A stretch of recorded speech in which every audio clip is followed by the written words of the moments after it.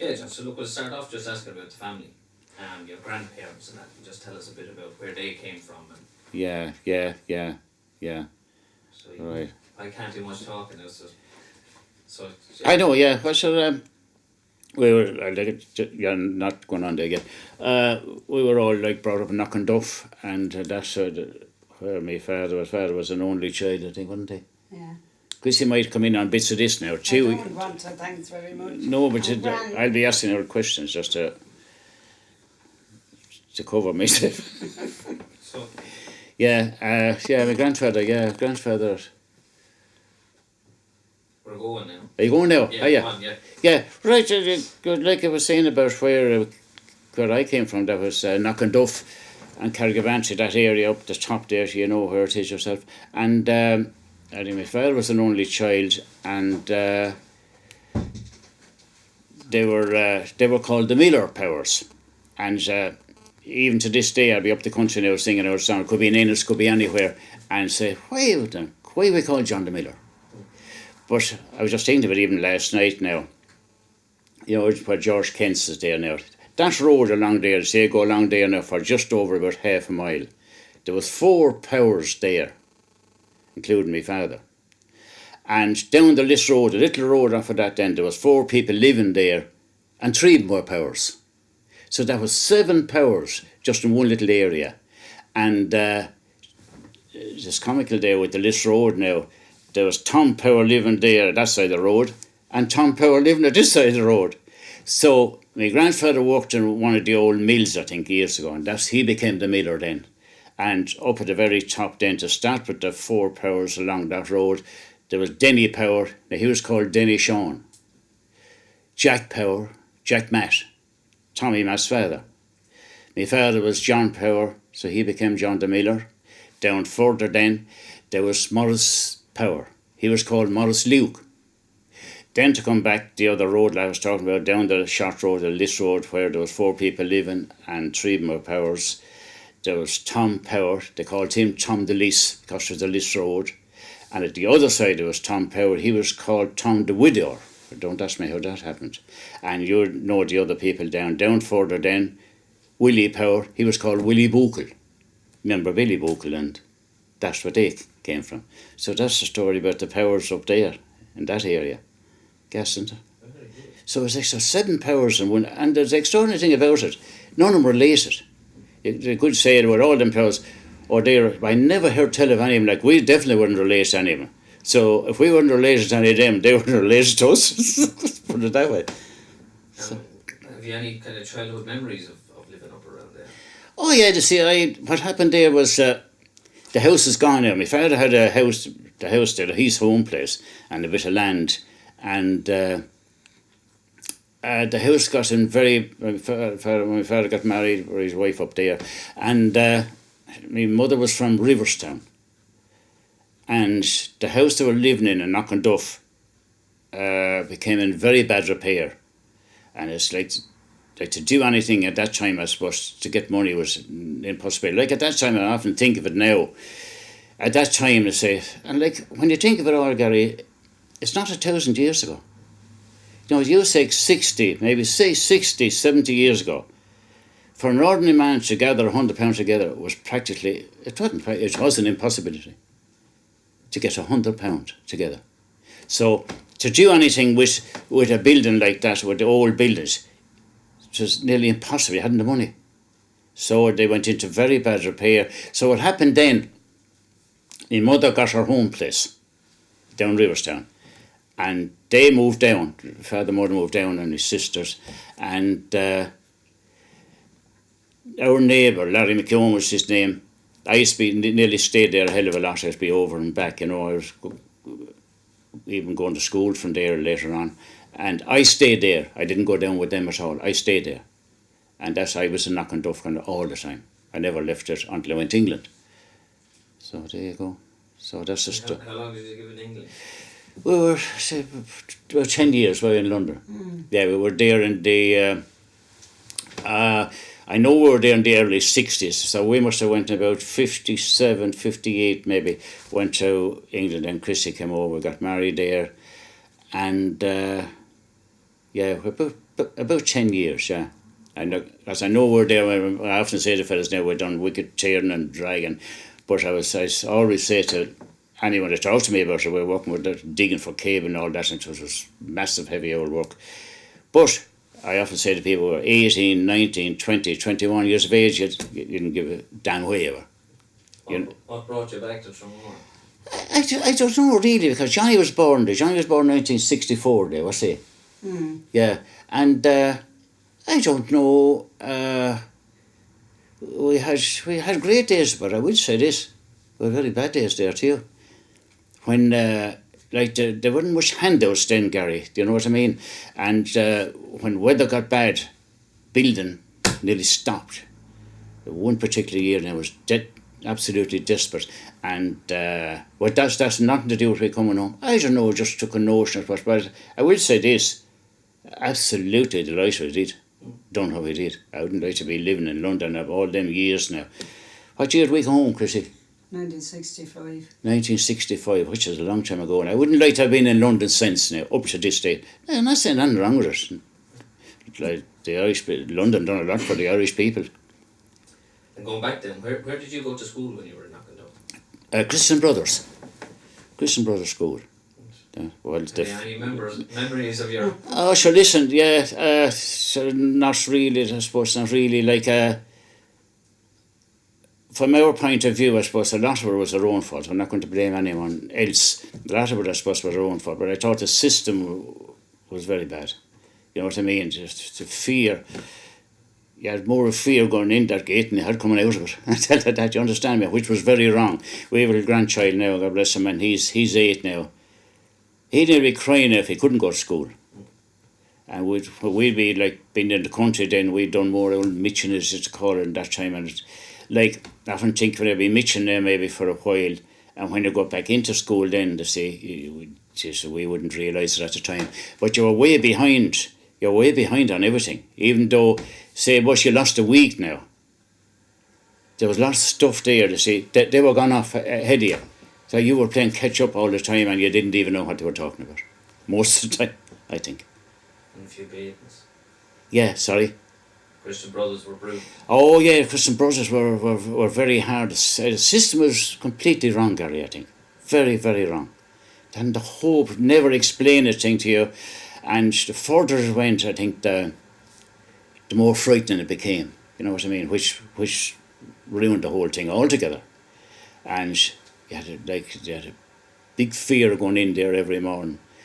Now, I don't know who you point your finger at for that, I suppose, was a little bit of the students' fault as well, maybe, you know what I mean? I suppose it wasn't all their fault either, but you wouldn't, I don't know, system of learning, and they weren't trying to learn. And actually, Gary, like now there's so much stuff going on now, like yourself involved in technology and all that. So there was no such thing, we didn't know what it was. Like when we finished school that time, in with the farmer next door, next day you were tinning turnips or something, or making hay, or doing something with corn, doing something with cattle, and that was it.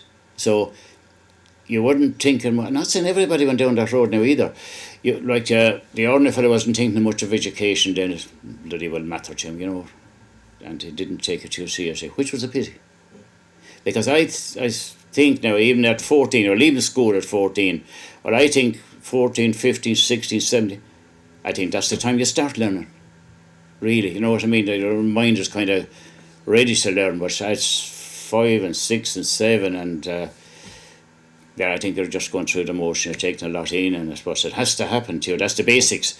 But I think from 14, when we were leaving, that was the time we should have been getting serious about learning something. What are your memories of the shops and the businesses in Tramore? Yeah, the shops and the businesses, yeah. Lodges, of course, were there where the betting shop is now, I think, isn't it? Yeah. And there was a woman lived beside him there. I know there was two big houses there. She was an old character woman. She used to walk up around knocking off. Meg Bryan, they used to call her. If anyone ever heard tell of her. She was an old dog. The Megger, we used to call her, with black hair. Now she'd be up around knocking duff, she'd be going up with her walking. She lived there just beside that. Lodge's shop was there. And I talked to somebody the other day about Willie Goodwin had a vegetable shop. What's the other shop, Chrissy? That was near Goodwin's there now. Stewart's, yeah. Stewart's was another one. And the old cinema was a great old place. That was the only thing you had to go to, really. And remember then when I got older and I don't know what age it was then, in with the lads, some of the lads would bring me. The Blue Lookout was a great old spot then at the very early stages of my thing anyway. And somebody bring me in there, that Denny Shawn or singer, somebody say, he'll come in and sing a few songs. Sure, I'd be delighted and I'd be blasting away at all those songs. And we knew about 2 songs, and that was it, just because you had no bloody way of learning because they had no radio. I remember, talking about radios there now and them chimes. When the All Ireland to be on, we'll say, Flavins now, I know they know where Flavins live now. Phil Flavins and Johnny Flavin and all them, all the Flavins are dead. Johnny, Mickey and Paddy, they're all dead now. Them are the older Flavins.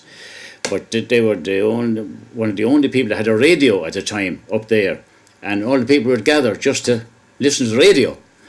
So you hadn't much choice of learning songs or anything, you know what I mean? I often think now, like with the laptops there now, geez, you could pick up more. I wouldn't have the interest in learning them now, but if I did have them that time, the songs you could pick up or the stuff you could pick up, you know what I mean? And was singing and music part of your family? Was it part of the tradition? No, my mother could blast away with an old blast of a song, all right, but had an aunt, Bridie, I think, Bridie, my mother's sister.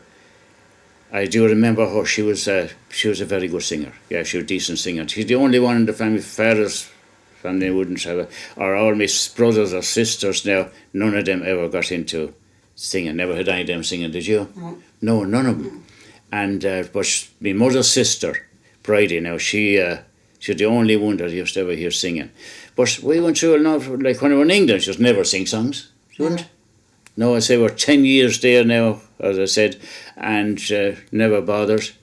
I didn't even know what, not that it makes much difference now, what Coltus was. I didn't even know what it was. And we're home, and even today now, I'm an honorary life member of Coltus now, but I never done much for Coltus at all. Just that we were in the competitions and had a bit of luck to win the whole thing. And but I know people now, like the Berries and Wexford and all them people, they'd done an awful lot of work for Coltus, you know what I mean? With their, what I mean by that is paperwork for competitions, and they organised a lot of things. So I was never, all I would do was appear when there was something on and I was gone. I never would have involved in anything like that with Coltus. And then the pubs of years ago, where were the best sessions and the best? Well, like I said, the pubs... O'Neill's, I suppose. It was O'Neill's, yeah. And the Blue, yeah. Yeah, Neill's and the Blue, yeah. The old Blue Lookout, we used to call her, Mrs. Power. You worked there, didn't you? Yeah. The Blue Lookout, she was a great old character. And but just to go back to that, she brought in one of the old tape recorders. I'd love to have it now. Roundy ones, you know. Yeah, we got the reels on it. Remember them? Anyway, and my people used to gather there just to sing into this old thing, and you know, it was mighty stuff. This thing was fantastic. Paddy Jack used to be Paddy Jack, yeah. responsible for it. Yeah, Paddy was in charge of it. It was. Yeah, he was the boss of that. And that was the kind of start of that kind of stuff, was into the extraordinary. And the thing I do say, and I say to a lot of fellas today now, you'd say, it's not 1,000 years ago. You know what I mean? Tell us about a few of the characters now used to be at the sessions. Well, look, the characters I remember in Tramore now, you nearly know them all now, Gary. But I suppose, Denny Shawn now was a bit going way back now. He, I don't know if you know where, say go along up Knockon-Duff now and go down by Martin Duff. Do you know where Chelsea used to live? Up the laneway there. Well, right, the last house up there, massive big house, a man called Denny Shawn used to be there. He was a great old character, and he was about the only fellow I knew at that time that had a bit of interest in it anyway, because I suppose at that time I don't know what word you use, at the early stage now, Gary, like, people didn't know much about it, and like there could be a lot of good few people in the pub, and some people there may be well able to sing, but they mightn't have any songs. or bits of songs, you know what I mean? Even when, I often think now when Mossy Sullivan died now, I'd be asking people, in between the time he died now and now even, do you know any Mossy Sullivan songs at all? And they'd start off. I said, have you any more of it? No, he said, that one verse. You know what I mean? The Ballyscanlan, they'd take off with that, and nobody bothered. There was no reason to. You know what I mean? There didn't seem to be any reason until now. And other characters around. Oh, the characters, like I said, Gary, the characters I remember in Tramore now, I'd go back to, and you probably know him, or if you didn't, I'd tell him, Paddy Mullins now, I thought was a great old character. Paddy Mullins, Cooney, you remember him? Tommy Moggy. Great old characters. You think of any more, man? There were heaps of them. Like, I remember going back a good bit now, to go into Martha's at that time, if you just went in and got your drink and just sat down there, you needn't, then there'd be probably no singing. Tom Chasey and all them fellas, and just sit there and listen. There were a few school teachers there, and they'd start hopping off one another about politics and about this. And you know, but you didn't open your mouth. There'd be no singing. And those fellas, and the stuff they come out of, there's comic, and they wouldn't, it wouldn't be a comedy show now, if you understand me. They wouldn't realise it, but some fellow over there would say something about, what are you talking about? It's like the time that the gravedigger up in Kill now, Panda they used to call him. And the lads were slagging him one night about he not digging the graves deep enough. And he got fed up for it, and he said, what are you talking about? I said, he said they got sunburned over while you were burying everything. So they were teen fellas, they were very, very witty, the old characters. But like I said about Martha's now, it was I regard it as a great old show, but it wasn't designed that way. It was natural, you know what I mean? And they wouldn't be mad with one another or anything, but you wouldn't get away with anything in there. You know, if you opened your mouth, they'd be afraid to open them. And did you frequent the dance halls? No. Chrissy and I would have been mad into, I was never into the dancing, no. And I regretted now, or regretted since, like in between, because it was a great old pastime and it was a great way of meeting people, and nearly everybody was doing it. I don't know why I was never involved in it. Do you? No, never. No. Not really till we came home Yeah. Then when we came home then we at the G. And mind you, I wouldn't be fluent at it. That's probably why I wasn't there. Most of the races as well. Like Yeah, memories of the races. Yeah, races now. Yeah, going up there. That was like August was the special, and so it's probably, I don't know. It's whatever ways you might look at it now. It's great to see there anyway to begin with, and that I didn't go in the other times. But anyway, with the August one, the 4 days now, we'd always have a bit of work done with the farmers like months beforehand, and they'd be hold on to the few bob, so we'd always have a few bob for that. And that was I used to like everybody where you brought up, you're like your friends, the Cowmans now would have been my friends, Cowmans, the Flanagans, Nicky Hannigan, all them were bunched together, and we'd knock around a bit. Of course, I gone away then as what age was I when I went away? About 18, I suppose. probably the Cowmans went as well then. Yeah, Cowmans went as well, and I suppose 14. Yeah, from the time say left school 14, Gary. Yeah, from the 40. That's 4 years there. It wasn't an awful lot that's happened now that I could remember. Just when you're working, you go down, maybe have a few bottles. Everyone called it bottles then. Nobody called it pints. We go down and have a few bottles, and that was it. And the money was desperately scarce, so it was easy to celebrate that. Yes. Would you see a big difference in Tramore now compared to what it used to be like? You would, Gary. But listen, Gary, listen, people be saying, like outfits like me, they'll be saying, this is ruined and that's ruined. Everything has come on wonderful there now, I think, haven't it? I could pick out all bits and pieces and say, oh, Jesus, I wouldn't be happy with that now. But that means nothing. Like, the children now, and they're brought up with education, and that's great, Gary, I think. Christ is great from the old times that I knew now. We have no bad memories. We had enough to eat and all that, and no bad memories of it or anything. But my God, Gary, it's come on leaps and bounds and all that time, hasn't it? And people going now all over the world. Now, I know you could say to yourself, that's not good, but there is a lot of people in Australia now that are very happy there, and all over the world.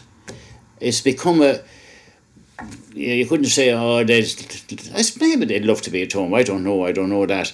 But it's not so much now as it used to be, Gary. One time if I go away, I'd love to be home. But they have families and way of life there now. And I know even when we were in England now, I knew a lot of people there. And they no way could they come home because their families are nearly English. You know what I mean? Nothing wrong with that. Going to school there, working there. They're not going to go anywhere. That's their home. And so, I don't know, Gary. The Flyers, you've been involved in the Flyers. Oh, yeah, the Flyers. How did that start off? Yeah, the Flyers, I suppose the Flyers were, even today now, they say, if you don't have a destination, you'll probably go nowhere. You know, if you look at something and say, oh, gee, there's something on now in Ennis.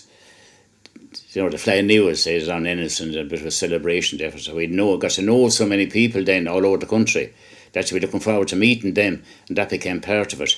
And I suppose going to Flyers then and listen to the music, used to listen to music more than singing then, and listen to all the music. Then eventually got involved in the competitions, and like a lot of things got going nowhere with him. And I know fellas there, Vincent Crowley in Cork now, he was winning everything, and because he was a lot older than us, and it was his time, you know what I mean? He knew what to do. We hadn't bloody hope against him because you thought you would, but you didn't. You soon found out, and he was, and many more. I know Vincent Crowley came into my head now, some Cork, he's a very good singer, many more, but we met great people. Just be like the yearly things I found were great. There was one now in Steinman now, was great, wasn't it? Great, yeah. And it's amazing how many people got a man there now from Mount Shannon in Clare, West knew him well. Macy's missus now, Donlan was her name, Sean Donlan. He was a great character. And he was a great man to write our songs and a great man to be with in the pub. And I remember one fly, I don't know, was there some fly we met him anyway. It was only early in the evening. It says, this fella now would be mad into everything. Clonmel, I think it was. Jesus, Johnny, he said, I'm going up for now lie down. He said, I don't feel great, he said. And I said, within a year he was dead, wasn't he? We were up at his funeral now in Mount Shannon. And Mount Shannon I would know Mount Shannon very well. It's lovely places, and is it Loch Derg, I think, it's there, and all the boats come in. It's a fantastic spot. But I do remember Seamus McMahon standing in the middle of the road when we came back after the funeral, and he said, music in there, he said, and singing in there. And he was nearly all day on the middle of the road, like, this way and that way. I do remember that now. But what year did you win the All-Ireland? Sorry? What years did you win the All-Ireland? Did I win them? 96 in Listowel, and 97 then in Ballina. Okay. I was second in Listowel in 95, 196 in Listowel, 100 in Ballina in 97, and I was second in Ballina in 98. That was the story of that. And do you partake in any sessions locally anymore? I was just thinking there, Gary, I even said it to somebody, there's a man that has the pub now in Newtown, Morris Lenihan. We'd know Morris well now from before he ever had that pub. That's just been Mickey Kent's. You probably know that too, as well as I do anyway. And that's just been Mickey Kent's, and Morris bought that. Morris have a garage just down the road. And you know, in the old times when our trucks of our cars, Morris used to, he done more work for us now, didn't he? Kept us on the road. Kept us on the road by our old bits and pieces. And I was talking to him yesterday on the phone. Jeez, he said, the memories we have. He said, remember the old days, and we'd be. But he reckons now, around his area, they said he wouldn't stop. He said, there's no way. He said, just forget about it. He said, but what I do think, Gary, like I suppose, fellas like me, we all have our own opinion, and but just that doesn't mean it's right. But what I find now, even about the pubs today, one time going back a bit, crowd, we say there's 30, 40 people in the pub, and they're all having a few drinks now, and it's all rising up together, all getting merry, and fella down there's as merry as the fella here, and I think I miss that in the pub. You know what I mean? It's not they can't. Like a lot of people in the pub now can't live off the handbrake and tear away. You know what I mean? But I miss that. Miss that now. I think when everyone used to get kind of merry, we used to be with Teddy Barry, coming out at 8 o'clock in the morning. I used to be coming home from Fenner there, God forgive me, and I'd Mrs. May Sullivan, John the Bog's mother. I'd pass her on the road and she'd go and to 8 o'clock mass in the morning. He'd be coming from Eileen Ash's. Maybe, yeah, I'd come out of Fenner maybe 2 or 3 o'clock in the morning when John O'Mahony was there. Now, John used to be drinking himself there, which wasn't great either for her. And she used to laugh, used to have the black hair. And Eileen Ash, there might be there, and she was. But might go into Eileen Ash's 4 o'clock in the morning and have a big feed of sports. Oh, gas, gas. But yeah, that's Gary. Things had to change, like too, didn't they? That's like the old way, tin and turnips and all that stuff that I couldn't have lasted forever either. So. Can you give us a few songs? Oh, what song was the other day? I don't remember a song now. What was? Do you remember any of the local ones? Sweet Tramore or some of those? The which? Sweet Tramore. Yeah, maybe something like that. Yeah. Yeah. Will I turn off that? Are you too hot? That's right.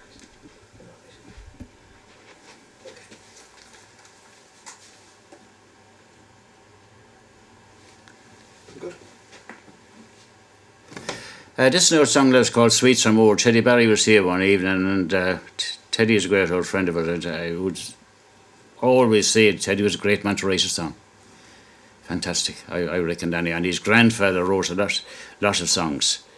But we were here one evening, we said, there's a Millie, so we must stick in our song together here. And we were, well, that just, we came between us, I tell him the old places and all that, and we put this whole thing together. But what is, unfortunately, the only time I really sing this song is in a graveyard. Just, when somebody for knocking duff is dead, and I hope that don't happen for a long time again. But anyway, that's so we stuck this together anyway, and we call it Sweet Tramore. I put the old ear to it, but there's, geez, I don't remember any songs now. Maddened. There's a little spot that's dear to me, wherever I may roam. Its memory stands out in my mind, on land or raging foam. And if I had the chance again for to live my life all o'er, I would spend my days not too far away from my native home, Tramore. Oh, fare thee well to Knockanduff, to Fenner and Dunhill, to the lands that lie around Moonfie and Ballyscanlon Hill. Carrigavantry too, I must bid adieu, perhaps I'll see no more. And the other scenes that's so dear to me, round my native home, Tramore. Oh, to see again those happy times we spent in days of yore, or to dance again with my youthful friends upon my father's floor. Dull music by the fireside would fill your heart with joy, or to sing along with a good old song I learned when just a boy. Oh, to walk along her streets again it grieves my heart full sore. Or to stand alone upon the prom and view her mighty shore. I pray to God in heaven when my stay on earth is o'er, that he might lay me down in my native town, a place called sweet Tramore. All youth, take heed to what I sing, if you're inclined to roam, for you'll never find the peace of mind that you left back in your home. I've travelled through old Ireland, from the mountains to the shore. But I'd rather be beside the sea in my native home, Tramore.